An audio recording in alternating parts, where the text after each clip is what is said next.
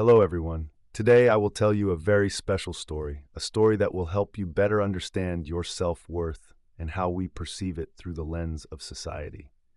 This is a profound philosophical story that, after hearing it, I believe you will have a different perspective on yourself and what you have.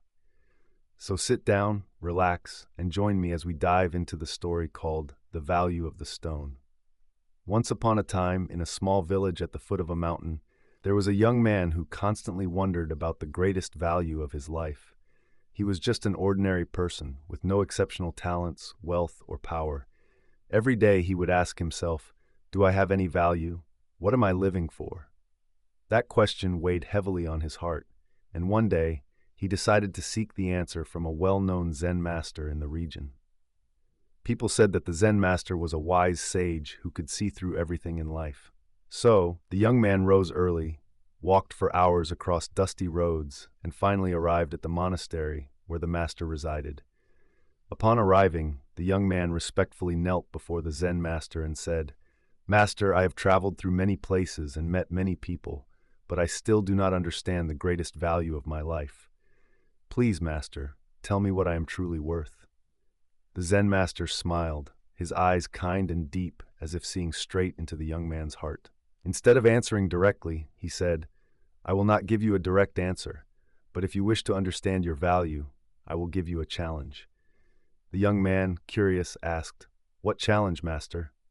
The Zen master stood up, slowly walked to the corner of the room, and carefully picked up a large stone that looked quite ordinary, nothing special.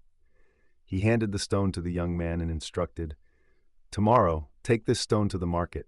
When someone asks for its price, simply hold up 2 fingers, but do not sell it.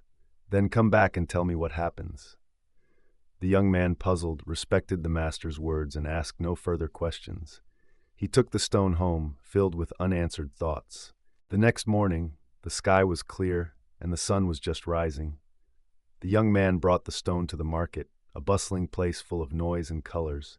He stood in a corner, quietly placing the stone in front of him, and waited. Soon, an old woman selling pickled vegetables walked by and stopped to examine the stone.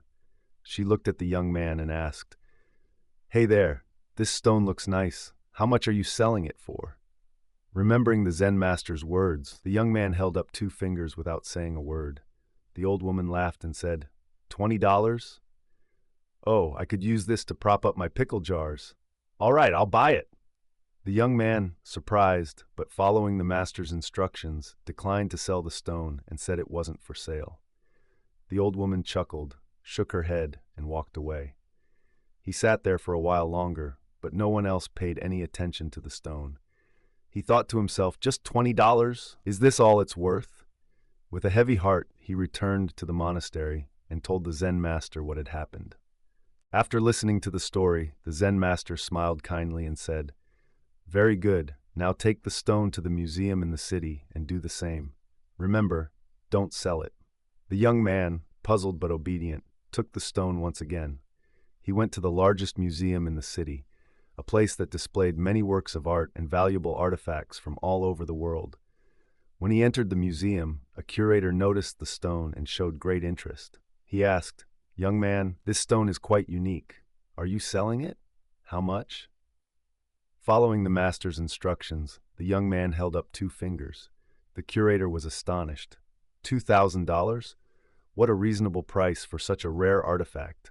I'll buy it immediately. The young man was stunned. He could hardly believe that the stone, which had only been worth $20 at the market, was now valued at $2,000 at the museum. However, he declined to sell and returned to the monastery, still filled with questions. When he returned, the Zen master smiled once more and said, "Good, now take the stone to an antique shop, where collectors and traders often gather. Let's see how they value it." Once again, the young man set off, carrying the stone to a well-known antique shop. The owner, an expert in ancient artifacts, saw the stone and his eyes lit up. He turned to the young man and asked, "Is this stone for sale? I'm willing to pay a high price. How much?" Once more, the young man held up 2 fingers, and this time, the shop owner wasn't surprised. He immediately responded, $200,000. What a bargain. I'll take it." The young man couldn't believe his ears. $200,000 for a stone that had only been valued at $20 the day before. Overwhelmed with curiosity, he hurried back to the Zen master. When the young man recounted everything that had happened, the Zen master looked at him with eyes full of meaning and said, "As you've seen, the value of the stone changes depending on where you bring it. At the market, it was worth only $20. At the museum, it was valued at $2,000. And at the antique shop, people were willing to pay $200,000. The master paused for a moment before continuing, "Your life is just like this stone. Your value is not fixed, but changes depending on the environment and how you position yourself. You may be in a place where people don't appreciate what you have, but that doesn't mean you have no value. The important thing is to find the place where your value is recognized and respected."